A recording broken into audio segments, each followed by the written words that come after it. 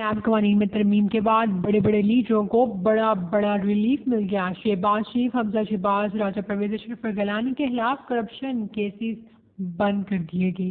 جی ہاں، یہ 50 corruption references تھے جو احتساب عدالتوں نے واپس کر دیے ہیں، جبکہ نیب ترجمان نے کہا ہے کہ عدالتوں سے واپس بھجوائے گئے کیسز کا حتمی فیصلہ ایگزیکٹو بورڈ میٹنگ میں ہوگا. یہاں آپ کو پتہ چلے کہ وزیر اعظم شہباز شریف اور حمزہ شہباز کے خلاف رمضان شوگر میں ریفرنس واپس ہوا ہے، جبکہ اسپیکر قومی اسمبلی راجہ پرویز اشرف کے خلاف رینٹل پاور کے 6 کرپشن ریفرنسز واپس لے لیے گئے ہیں.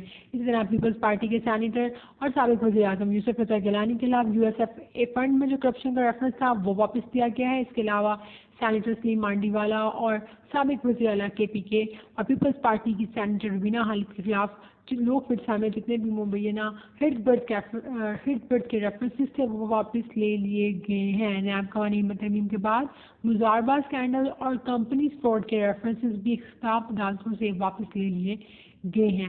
جبکہ نیب ترجمان کا کہنا ہے کہ قومی احتساب بیورو کی جانب سے کسی عدالت میں کوئی ریفرنس واپس نہیں لیا گیا.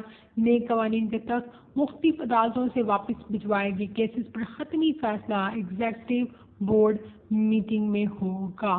اب دیکھتے ہیں کہ کیا بنتا ہے، یہاں پر کون جیتا ہے اور کون نہیں.